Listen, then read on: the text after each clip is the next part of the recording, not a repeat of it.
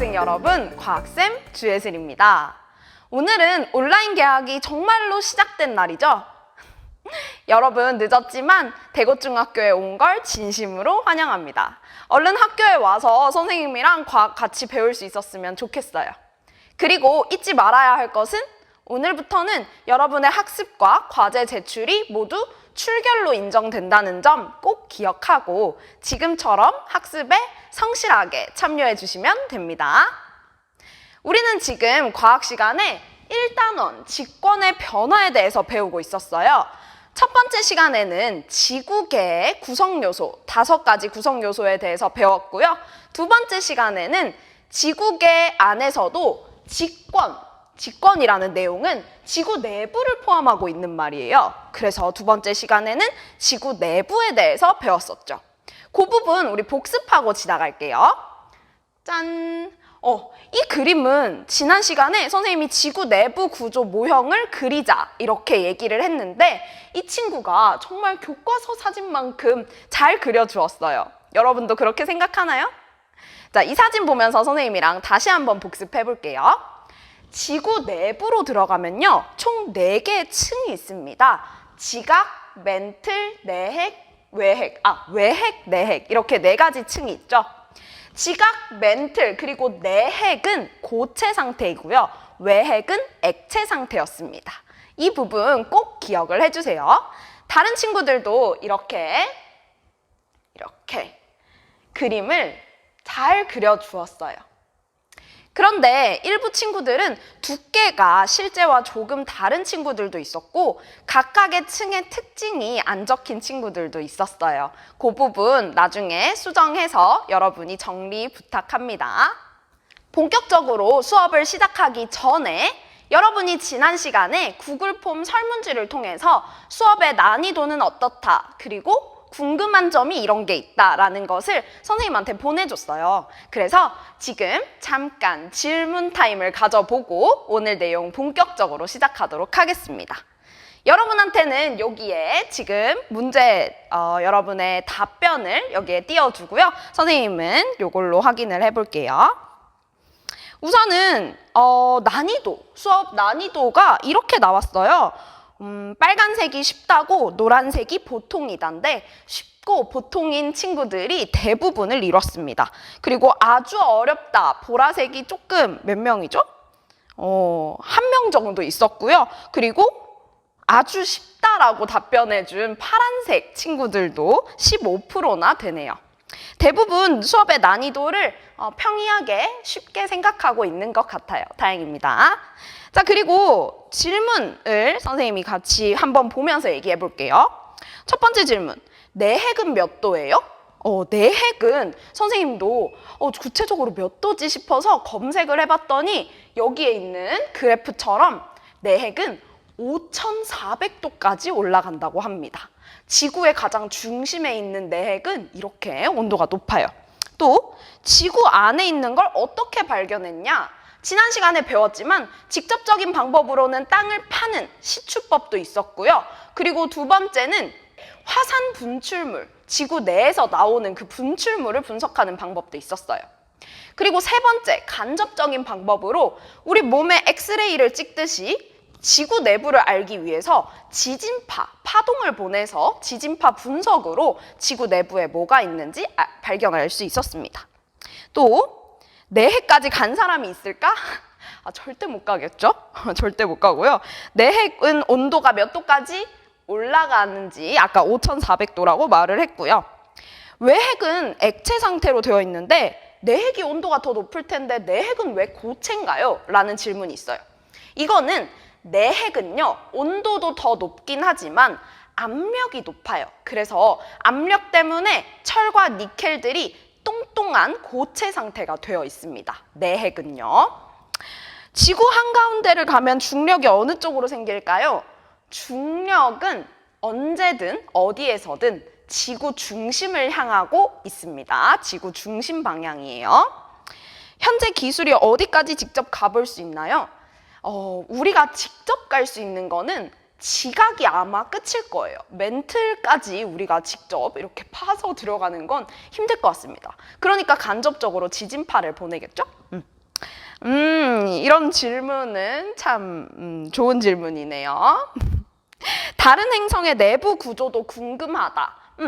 다른 행성도요, 이 사진처럼 지구와 같이 층으로 나뉘어져 있습니다. 네, 이렇게 의견들이 있었고요. 다음 설문지에서도 자유롭게 자신의 의견을 적극적으로 얘기해줬으면 좋겠습니다. 이번 시간에는 직관의 변화 단원에서 이 직관에 포함되는 암석에 대한 내용을 나가볼 거예요. 우리 주변을 둘러보면 정말 다양한 암석들이 있죠. 그 암석들을 우리가 세 가지로 분류해서 공부를 해볼 건데, 암석을 세 가지로 분류하는 기준이 있습니다. 그 기준이 아주 중요한 내용이에요. 암석의 종류는 다양해요. 근데 그 다양한 암석을 어떻게 나누느냐? 바로 암석이 만들어진 과정, 그러니까 생성 과정에 따라서 분류합니다. 생성 과정. 암석이 어떤 과정을 거쳐서 만들어졌는지에 따라 총 3개로 분류할 수가 있습니다. 여러분 초등학교 때 배워서 좀 아는 친구들도 있을 거예요.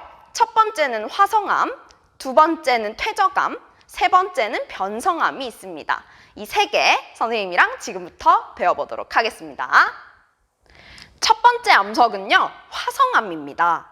화성암은요, 우리가 땅 저 깊은 속에, 깊은 곳에 마그마라는 게 있는데, 그 마그마가 식어서 만들어지거나 아니면 마그마가 팡 밖으로 분출되는 현상, 이거 어떨 때 보이죠? 화산활동 시 보이죠? 이렇게 분출되어서 용암으로 흘러나오면 그 용암이 식어서 만들어지는 게 화성암입니다.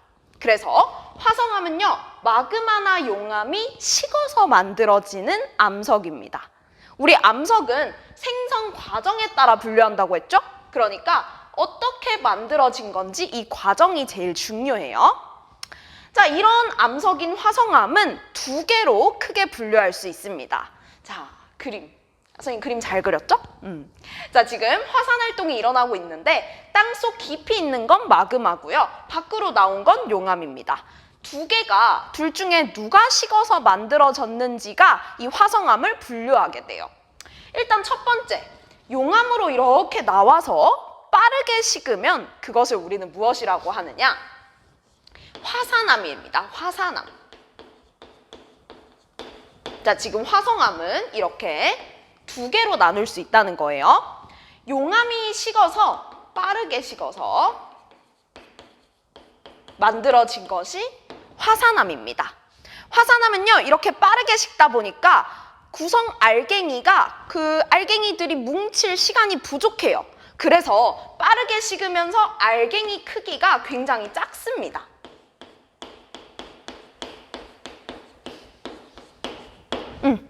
용암이 안에 있다가 밖으로 쫙 나오면은 빠르게 식어요. 너무 추운 거야. 그래서 그렇게 빠르게 식다 보면 구성 알갱이가 굳을 시간이 부족하니까 알갱이 크기가 작은 것이 특징입니다.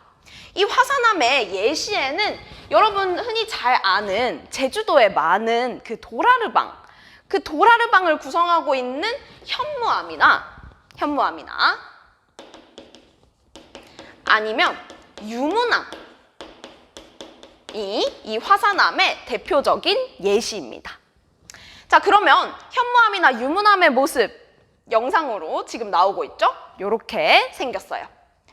용암이 식어서 만들어진 게 화산암이라면 마그마가 식어서 만들어진 걸 우리는 뭐라고 하냐면 저 깊은 곳에서 만들어졌다라고 해서 심성암이라고 합니다. 심성암.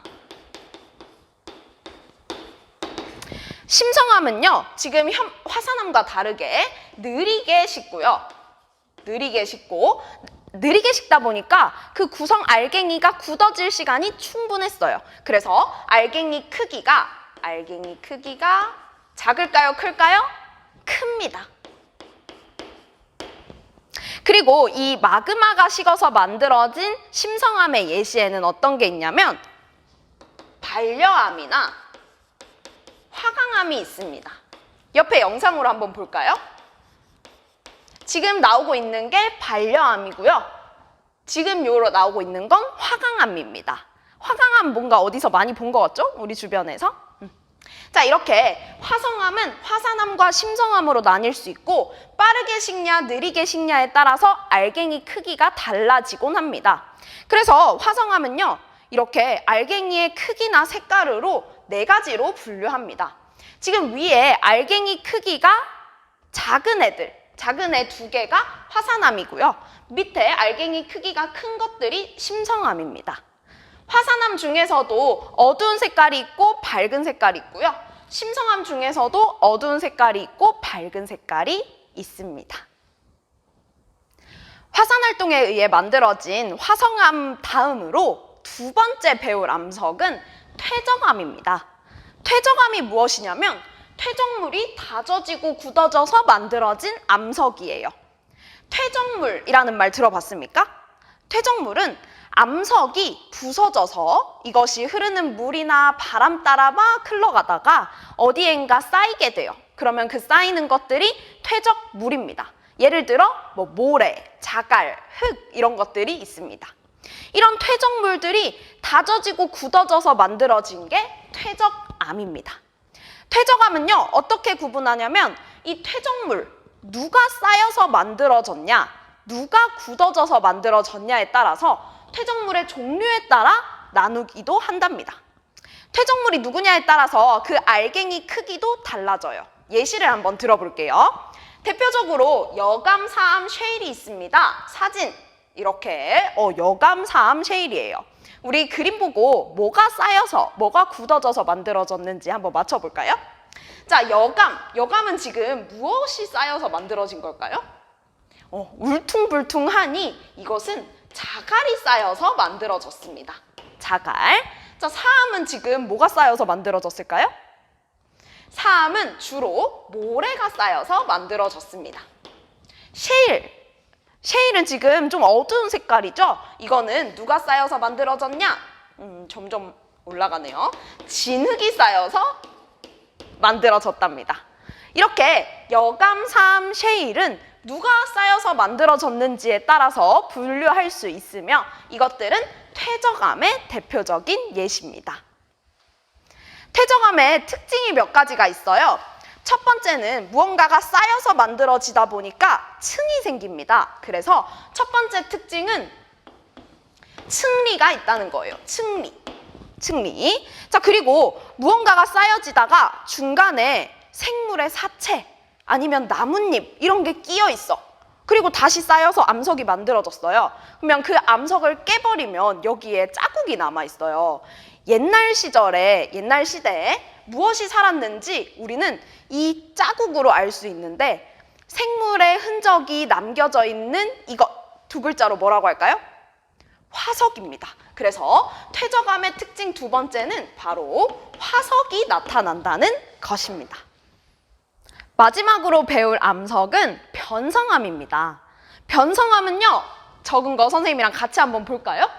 변성암은 어떤 암석이 있는데 그 암석에 높은 열과 압력을 받아서 성질이 변한 암석을 성질이 변했다, 변성암이라고 합니다.